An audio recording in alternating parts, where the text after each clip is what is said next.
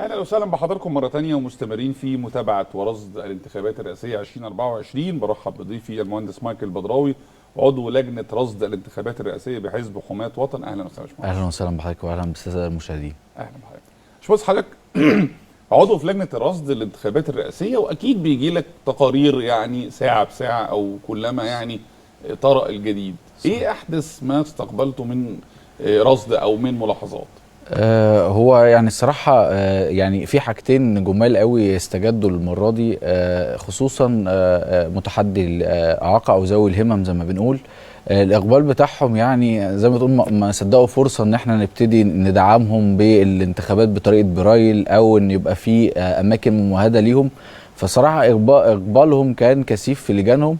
وطبعا كمان كنا بنتعاون مع او بنتابع تقارير مجلس القومي لمتحدي الاعاقه او لذوي الهمم يعني، واللي هو بقى مصدر متابعه رهيبه ليهم، لانه طبعا هم مسجلين عنده ومقيدين ويقدر يتابعهم بشكل جميل. دي حاجه مميزه جدا لان هم ابطالنا في كل الالعاب البارالمبيه، وحضرتك طبعا مهتم بالرياضه جدا. هم مصدر رفع راس مصر واعلامها في اكتر من بطوله، اذا كان حقهم ان هو يعني يقوم داخل مصر، وان هم يقدروا يمارسوه بالسهوله والمحبه والايجابيه دي، وان الناس تساعدهم في الدخول. ده كان شيء مميز في الانتخابات المره دي. الجزء الثاني لجان التسهيل، لجان الوافدين. اللجان دي سهلت كتير قوي من العمليه، صعوبه الانتقال بقى للعمليه الانتخابيه. لينا اولاد في شرم الشيخ بس اصلهم من القاهره، والعكس صحيح، لينا في محافظات تانية وشغالين في القاهره. اعتقد دي يعني تسهيلها وفتحها بكميات مناسبه داخل المحافظات كلها سهل وزود الاعداد. يعني دي حاجه من الحاجات اللي رصدناها. تاني يوم كمان الاقبال كان كثيف جدا في لجان الوافدين عن حتى اللجان العاديه. يعني كل من هو ليه حق انتخابي خارج محافظته النهارده ابتدى يعني يجمعوا بعضيهم وينتقلوا. بالنسبه كمان الواحد في يعني بما انه متابع العمال اكتر، يعني عشان امين مساعد العمال وكده، لجان العمال بالتواصل معاه، احنا طبعا لينا علاقات بيهم واتحاد عمال مصر وخلافه يعني. عرفنا ان اللجان العماليه جوه الشركات ابتدت تعمل حصر باعداد المغتربين خارج محافظاتهم، وابتدوا يسيروا بمعرفتهم اتوبيسات نقلهم او ميكروباصات بحيث ان ينقلوا الوافدين من المحافظات للجان القريبه منهم، يعني ينتخبوا ويعودوا تاني للعمل بتاعهم. كان في استثناءات حوالي ساعه ولا ساعتين بشكل ودي بالاتفاق مع رؤساء الشركات والقطاعات لاعطائهم حقهم الانتخابي والعوده للعمل مره اخرى. هل فعلا لجان الوافدين هي اللي كانت المفاجأة في لغاية النهاردة؟ هي الحصان الأسود أو الحصان الرابح يعني؟ هي كانت موجودة طبعا برضو في فترات قبل كده، إنما ما كانش التوجيه والتسهيل ليها قوي كده، لأن ما كانش في ميكنة لقواعد البيانات بتاعة الأفراد. يعني طبعا خلينا نتفق أن الهيئة الوطنية للانتخابات اكتسبت خبرات على مدى الاستحقاقات الانتخابية اللي خاضتها السنين اللي فاتت. ادخالها لتكنولوجيا قواعد المعلومات والبيانات اللي كانت موجودة خلتها كمان تتيح لك في المصريين بالخارج ان انت حتى لو مسافر في فترة ما تقدر تنتخب بره. ده كان صعب جدا قبل كده. فبالتالي داخل البلد كان الموضوع بقى اسهل شويه، ان انا اعرف من محافظه ايه خلاص انت قيدت عندي في القائمه ان انت انتخبت في لجنه وافده، حتى لو رجعت بلدك او محافظتك تاني يوم مش هتعرف بقى خلاص تنتخب. وطبعا في حاله يعني تم يعني حصل اختلاف بان هي انتخبت بره وجات هنا، فطبعا ضبط الحاله زي كده يديك مدى يعني الشفافيه والحوكمه في ان الموضوع لا مش بالسهوله وما يحصلش اختراق ليه. ف يعني التطور اللي حصل للجنه الانتخابيه والخبرات المتراكمه لديها حاليا خلت ان لجان الوافدين الاداء فيها اسهل. انت بمجرد ابراز البطاقه خلاص بتنتخب وقيدت ان انت انتخبت والموضوع بقى اسهل. زمان كانت الكشوفات لازم تبلغ واجراء كبير جدا متعب لدى الافراد. في برضو قرارات تانية يعني اصدرتها الهيئه الوطنيه للانتخابات، ودي قرارات جميله جدا. ان طول ما حضرتك مثلا في اي يوم من الايام، كان زمان المد يحصل لاخر يوم بس، لا دلوقتي حضرتك لو في لجنه من اللجان متراكم عليها مواطنين بتقفل عليهم لغايه ما ينتخبوا النهارده عشان ما يروحش ويرجع بكره وممكن يكسل، او انا ابقى ارهق مثلا لو المدرسه بعيده او كده وما يرجعش تاني، لا بنتيح له. اذا في تعاون وسهوله جدا حاصله بسبب القرارات والمتابعه المستمره من الهيئه الوطنيه للانتخابات. وبرضو المجال المرة دي أوسع شوية في الدعم على الأرض. يعني أول مرة شفت تحركات لأحزاب كتيرة، ودي حاجة الواحد يعني لامسها سياسيا، لأن بتزيد قوي حلاوة الانتخابات. يعني عندك 5-6 أحزاب شغالين بقوة جدا، في أحزاب قاعدة بتتابع العملية، فالموضوع مسرى المرة دي أكتر بكتير يعني. طيب هل التركيبات العمرية أو الفئوية أو رجل امرأة كبار سن شباب، هل لاحظتوا أي ظاهرة جديدة في التصويت؟ هي الظاهرة الأكتر يعني إعجابا بيها شوية موضوع إن الشباب فعليا كان يعني غير مهتم، وممكن عنده ركون، حتى في إعلانات بتيجي يقول له لا أنا صوتي هيغير إيه وكده. لا المرة دي لا، اللي كان واقف في الاصطفاف الشباب والأصغر سنا، يعني لو من سن 18 تقريبا لسه ليه حق، ومن 6 شهور ولا حاجة في الانتخابات، لحد سن ال 22 سنة اللي هم شباب الثانوي عام آخر سنة والجامعات بقى. ودول اللي خارجين دلوقتي لمصر يقولوا احنا موجودين، احنا داعمين، احنا فاهمين. لان الشباب دوت في العمر ده خلاص بقى متابع جدا للاخبار وللسوشيال ميديا، عنده انتماء للوطن من ما يحاك ليها من الخارج. العقبات اللي بتواجهها دي نمت نوع من التوعية الوطنية برضو. يعني احنا الدولة الوحيدة تقريبا اللي حدودها في جميع الاتجاهات يعني ملتهبة زي ما بيقولوا، واشاعات 24 ساعة. وبرضه نسمن في الوقت ده برضه دور أجهزة الدولة في الرد على شائعات بشكل مستمر، والتوضيح اللي احنا برضه بنشوفه كل شويه مؤتمر للجنه الوطنيه للانتخابات برصد اي مشكلات، بمتابعه بيبي. كل الكلام ده بيكون الوعي، لان الشباب ده متابع، ده انت هو ماشي على طول، قاعد على الموبايل، قاعد على الاخبار، قاعد على الفيسبوك. فخلاص انت الوعي لما تشكل بقى عنده الاهميه، وهو يكاد يكون الاكثر تفرغا عن العمل في السن الاكبر شويه، اللي هو 25 ل 35 بيبقى موجود في اعمالهم، او لغايه ال 40 بيبقى موجود في اعمالهم، فبقى موفر ليه موضوع الوافدين ده. هل يعني الرصد ايضا رصد محافظات اقوى من محافظات؟ هل في محافظات حدوديه الاقبال فيها مختلف عن محافظات مثلا الدلتا او الصعيد؟ هل في اي تباين في الاقبال؟ انا عارف ان مفيش ارقام، بس يعني على الاقل في اكيد يعني مشاهدات يعني. المشاهدات والرصد العام والمنظر، ومثلا مدى عدد الاقبال. يعني انا عايز اقول لحضرتك ان اول مره مثلا اتابع لجنه حلايب وشلاتين، يعني هي لجنه بقى يعني اخر حته في مصر تقريبا. فلا مثلا المواطنين اللي في حلايب وشلاتين اصطفوا على اللجان، وده والتاني يوم بنفس الكثافه تقريبا، وده شيء جميل. كان في امطار في مرسى علم، والناس لم تتوقف عن التصويت في انتخابات، وكانت برضو مصطفى وبيتبادلوا الادوار. يعني انا برضو في حته في الاسره المصريه كده، ان الاب بقى بيبدل مع الام، يقعد بالاولاد شويه وهي تنزل تنتخب. اذا في تعاون ومصداقيه ومصادقه على اعطائك للصوت المصري. يعني هو خلاص بقى يعني انت مش محتاج تحس الناس اكتر من كده، هو الدافع بقى موجود. وده حاجه مبشره لقدام، ان في اصطفاف من المصريين حوالين من سيقود مصر الفتره القادمه.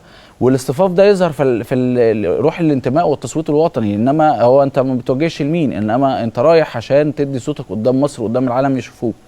اذا لا الموضوع مختلف جدا، وجميع المحافظات الحدوديه كل الصور اللي جات لنا منها مفيش لجنه دايما بتبقى فاضيه. يعني معدلات التصويت بس بتختلف في الحته من 1 لغايه 3 دي، عشان خاطر بتبقى السيدات رجعت للبيوت بالطلبه مثلا، ومنتظرين خروج الرجال من العمل، بيرجعوا بقى من الساعه 4 يبتدي الكثافه لغايه اخر اليوم. انا شايف الاقبال تقريبا متوازن وبكثافه شديده على كل اللجان، والدليل ان احنا اول مره نبقى في تاني يوم ووصلنا رسميا باعلان اللجنه ليه؟ يعني ليه الاقبال حسب الارقام فوق اقبال 18 و12 و14 اللي هي كانت انتخابات يمكن يعني فيها تنافس شديد جدا؟ اشرس فعلا. يعني خلينا نقول ان الاشرس كانت 2012 مثلا، لان العاده فيها وصلت ل 51 ولا حاجه. احنا دلوقتي ممكن نتكلم ان محتاجين، يعني ممكن بكره يكون في 20% كمان. يعني احنا دلوقتي ماشيين بمعدل 20% اول يوم، 25% ثاني يوم، يا تبقى 20 يا تزيد كمان. فممكن نوصل للخمسينات والستينات بسهوله غدا. يعني السر ده بقى زي ما بقول لحضرتك في تضافر كبير قوي، احزاب سياسيه متنوعه ومختلفه الاتجاهات بتشتغل، لجان شباب على مستوى مختلف ومتنوع، وكلهم داعمين للوطن، وليهم مسميات كتيره يعني شباب عمال مصر، تنسيقيه شباب الاحزاب والسياسيين، شباب قادرون، كل المنظومات الشبابيه دي اللي اتشجعت خلال فتره القياده السياسيه الحاليه هي اللي جايه تقول احنا موجودين وعايزين نبقى موجودين على الارض. برضو الجزء الثاني زي ما بقول لحضرتك، وجود مصر كمحرك اساسي للساحه على مستوى العالم. بقى انت دخلت في هدنه من فتره قريبه بالاتفاق مع الولايات المتحده الامريكيه ودوله قطر ل يعني عمل هدنه في فلسطين. فانت القاعده والقوه دي بتدي حماس جوه للشباب ده، وكان الكلام ده برضو ليه مردود اقوى على المصريين بالخارج، لان هو يعني تحفزوا بده. انت قاعد بتتكلم عن بلدك ان هي محرك اساسي في العالم يعني. فده كله من الاجزاء الحماسيه اللي حصلت. خلينا نتكلم برضه عن الحملات الانتخابيه للاربع مرشحين رئاسه. لا، عماله تشتغل على الارض بشكل كبير في الحشد، يعني يلا يا جماعه ننزل، يلا مش عارف ايه، بدون توجيه حاليا، لان طبعا مفيش حد بيتواجد في محيط اللجان الانتخابيه او على شاشات التلفزيون بيدعو لاحد المرشحين، انما بيسيرك وبيحفزك على النزول. طبعا برضو خلينا نتكلم ان في مدارس في المرشحين للانتخابات. عندنا حزب زي حزب الوفد ليه سمعه وشعبيه كبيره على مستوى الوطن العربي، ده برضو يثير التحفيز في اماكن كتيره. حزب مصر الديمقراطي والشعب الجمهوري، وطبعا فخامه الرئيس الحالي والمرشح الرئاسي عبد الفتاح السيسي هو يعني مظله بقى الاحزاب كلها، لان هو مش منتمي لحزب بعينه. فطبعا في احزاب كتيره بتؤيد التيار والتواجد ده. ليه النشاط الحزبي المره دي ابرز واكتر، ويعني اكثر نشاطا من ال 18 بكتير جدا؟ هل ده الاحزاب نضجت مثلا خلاص ووصلت لمرحله من النضج، ولا يمكن بعضها بيستفيد من الحدث نفسه بيزود شعبيته واسمه بيتردد كتير؟ لا، خلينا ندي بقى في جزئيه تانية اهم جدا بكتير من اللي حصلت، ان ما بقاش في تركيز مع الحزب الاوحد. يعني ما بقاش في حاجه اسمها حزب واحد بس على مستوى الساحه المصريه زي ما كان قبل كده، حزب واحد تابع للرئيس او بيؤيده رئيس. لا، هو حاليا بما ان حتى القياده السياسيه الحاليه لم تدعم حزبا بعينه، فانت خلاص بقى لا، يبقى بالمنافسه وبالشغل على الارض انت هتكسب شعبيتك، انت هيبقى ليك مقاعد برلمانيه، انت هتقدر تشتغل. الناس قابله فكرك وقابله تفكيرك، والاسم بالنسبه لهم مدي احترام ووقار لهذا الكيان. فبقت المنافسه دلوقتي ان احنا بنتعاون على الارض لاخراج صوره مصر بشكل جيد، فكل من يسعى فيهم لهذا العمل. فطبعا لا بقى يعني في كيانات كتيره وكله بيحاول اكون موجود. ممثلي الاحزاب الثلاثه المشتركين في الانتخابات لو لم يوفقوا، هل هيستفيدوا شعبيا؟ يعني هل اللي هيخرج، يعني مع احترامي طبعا الاحزاب الثلاثه، لكن اكيد الاسم تردد كتير قوي الفتره اللي فاتت، حزب الشعب الجمهوري، حزب الوفد طبعا حزب عريق، صحيح. مصر الديمقراطي كان حزب ولد قويا يعني بعد يناير، لكن هل ده هيجلب يعني مزيد من المؤيدين في الفتره دي، ممكن يضموا ناس اكتر؟ بص، اعتقد حضرتك ان هو طول ما انت ظهرت وبقى ليك فكر وليك مجموعات عمل هيجي ليك مؤيدين، لان خلينا نتفق ان ما فيش حد افكاره او ايديولوجياته الفكريه عموما متوحده. هتلاقي حد حابب الحزب ده بافكاره، بطريقه الحمله، بالطلبات اللي كانت الحمله بتسعى ليها، سواء حزب الوفد او حزب مصر الديمقراطي او الشعب الجمهوري، وبناء عليه لا هو طبعا رفع اسهمه كحزب موجود على الساحه، وطبعا اكيد هيلاقي منتمين ليه، واعتقد هيبقى كمان ليه منافسات في الاستحقاقات القادمه. ده ما تراجعش في استحقاق الرئاسه، اذا سيكمل في الباقي يعني. فده لا ده هو يعني عامل زي اللي بيلمع نجم يعني. فهم لا كده دلوقتي الاحزاب دي طبعا من الاحزاب اللي موجوده على الساحه وما زالت في الحراك حتى الان بتسعى، ولسه الماراثون لم ينتهي، واكيد هيفكروا يكملوا في بقيه الاستحقاقات يعني. هل يعني تتوقع بكره انتهاء التصويت واعلان النتيجه وانتهاء الحدث نفسه، اللي جاي بعد كده ايه؟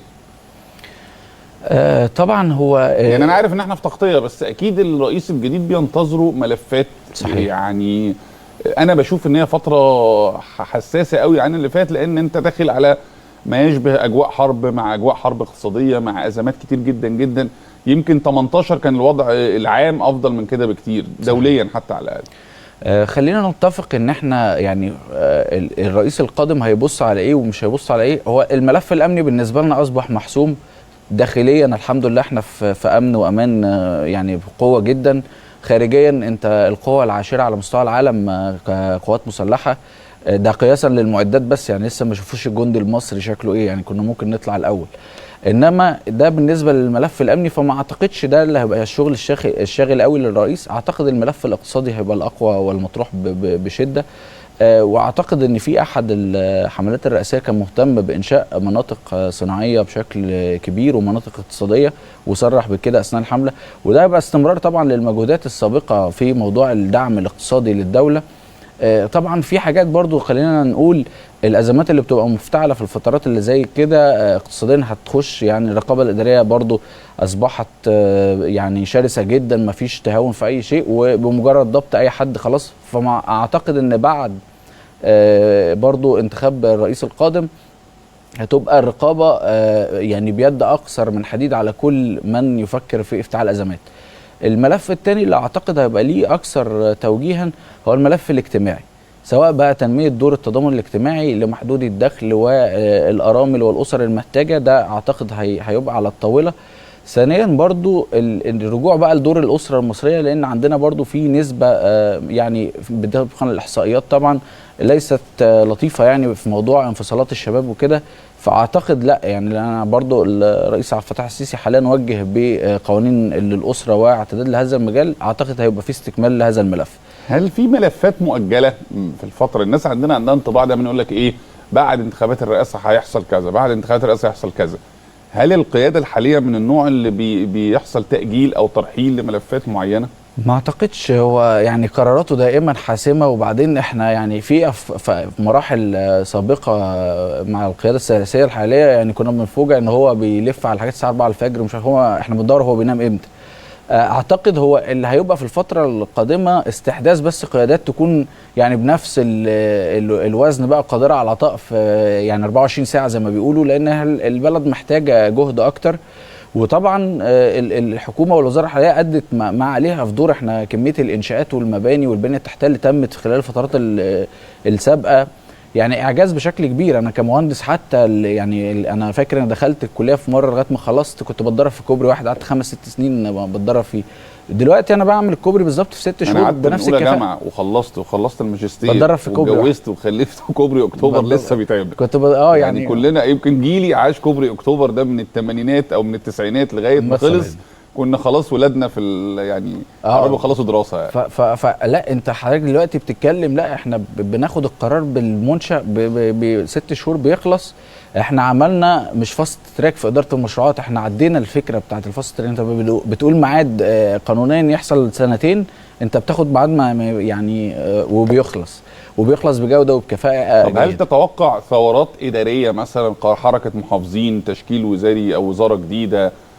هل الرئيس القادم مطلوب منه انه يعني يعمل زي ما نقول تحديث لكل الهيكل الاداري للدوله؟ اعتقد في طبعا انا عارف ان في تقارير اداء بتصدر، والاعلام بيسلط الضوء على من هو نشط ومن هو يعني متكاسل نسبيا. فاعتقد كل ده بيوصل للقياده السياسيه، ولازم يكون في حركه طبعا، لان الحركه عموما بتاعه التغيير بتسبب تنشيط. يعني الشخص اللي جاي جديد في مكان حاول يجري يمين وشمال ويدور على ايه المعوقات اللي كانت ويحل، خصوصا لو الشخصيات طبعا اللي بتختار بتبقى كده الوطنيه عاليه فيها، الانتماء، قوه العلم. حاليا هم اللي يعني معظم القيادات اللي الواحد بيشوفها بيبقى ماجستير او دكتوراه ويعني واشتغل هنا وهنا وهنا.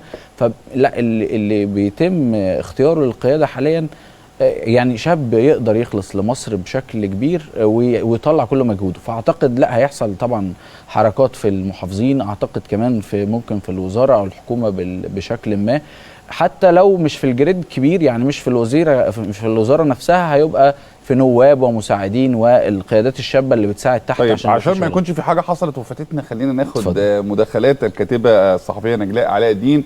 استاذه نجلاء مساء الخير.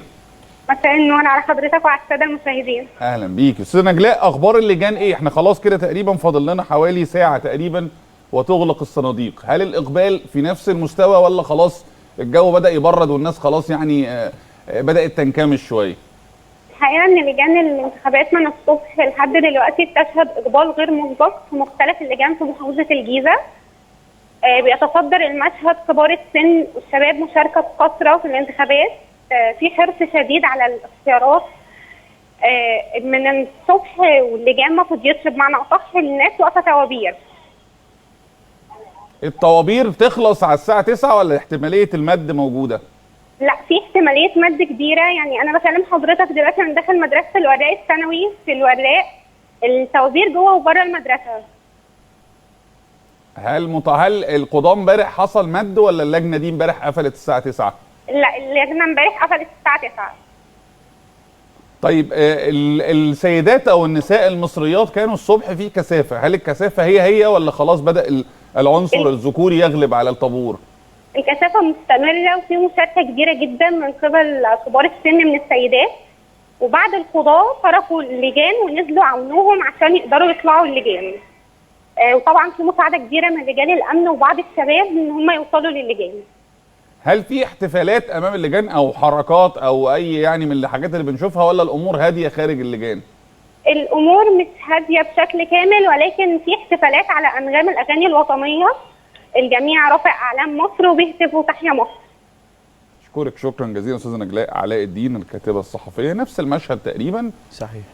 هو في بلد غيرنا بتعمل انتخابات وبتشغل اغاني بره؟ يعني انا برضو يعني السؤال ده حاولت ادور عليه على جوجل ما لقيتش. هل ارتباط الاحتفالات او الاجواء الاحتفاليه بالانتخابات من 2012 تقريبا، هل ده يعني تقليد سياسي عالمي ولا ده اختراع مصري حصري؟ لا، احنا متفردين عموما في المجال بتاع ان انت تحول اي منافسه لفرح لعرس. يعني احنا بنتكلم دلوقتي ان تقريبا هو عرس قائم، واللي موجودين من الشعب المصري هم المعازيم اهل العريس والعروسه يعني.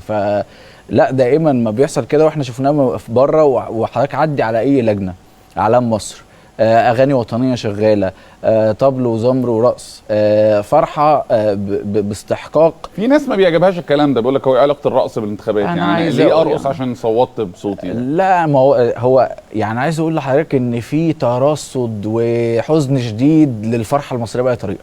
هم يعني في ناس يعني زي ما بيقولوا اعداء بقى الشر او قوى الشر اللي موجوده، اللي ما يهمهاش ان انت تنهض وتقوم، مش عايزك تفرح ولا لأي سبب ان شاء الله. يعني حتى الفوز منتخبك ده هو بيبقى يعني تخش تلاقي المنتخب وتلاقي فيه تعليقات سلبيه وسيئه، حاجات مش هم مصدر اشاعات اوريدي سيئه على البلد، فهيبقى فرحان ان انت بترقص وفرحان ومش عارف ايه. ده هو بيلومك بعد كده يقول لك مش انت اللي رقصت.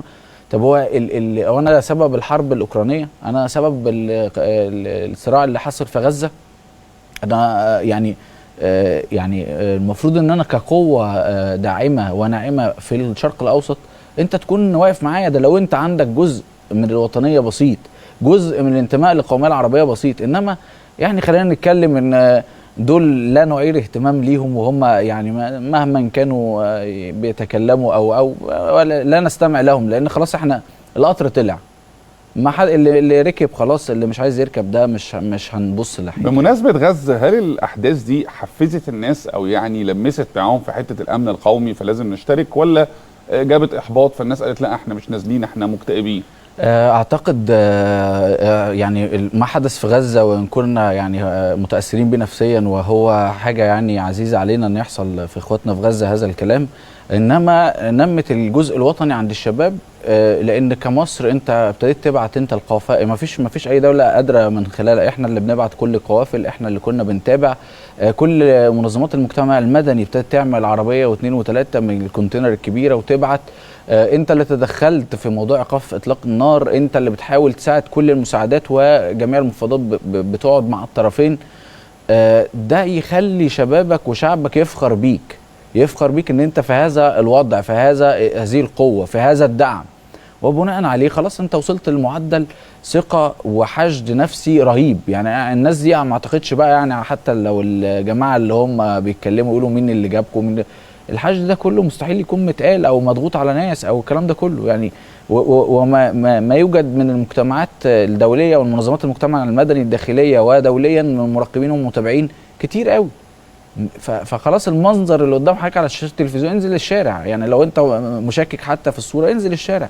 انا من الصبح قبل ما اللجان بتبتدي الساعه 8:30 باخد عربيتي الف على اقرب لجان ليا في القاهره واقعد اتفرج، مش عارف لا، الناس محتشده عن طيب خاطر وعن محبه للبلد. هل صدر اي تقارير دوليه لغايه دلوقتي ولا لسه في انتظار النتيجه وبعد كده بتصدر؟ معظم التقارير بس اللي صدرت حاليا كلها بتشيد بكثافه الانتخابات حتى الان وعدم وجود خروقات ظاهره. هم بالنسبه لهم طبعا مش فاهمين حته الفرحه اللي احنا كنا لسه بنتكلم فيها يعني دي ايه، بس طبعا بعدم وجود صور لمرشحين خلاص هي مش باينه ان دي دعايه انتخابيه، اذا دي فرحه عاديه عامه. فكل التقارير الدوليه حتى الان اللي قريناها على الصحف الاجنبيه والعربيه بتشيد بالكثافه، ظهور الرؤيه للكثافه كلها. هل تتوقع بكره يبقى نفس مستوى امبارح والنهارده، ولا ممكن يكون خلاص بقى اللي ذاكر يعني واللي انتخب؟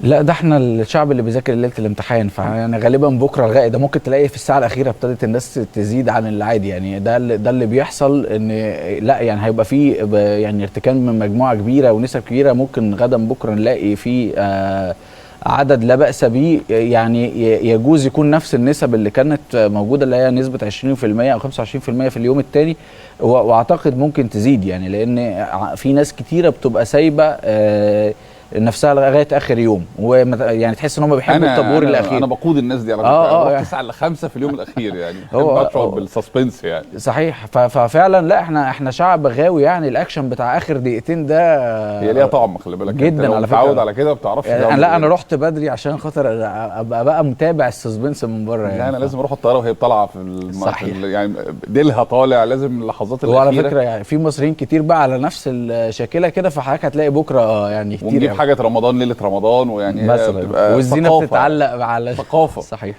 مهندس مايكل بدراوي عضو لجنه رصد الانتخابات الرئاسيه في حزب حماة وطن، بشكر حضرتك شكرا جزيلا، شرفتنا واسعدتنا بوجودك. نشكر حضراتكم ونطلع فاصل ومستمرين في متابعه انتخابات انتخب الرئيس 2024.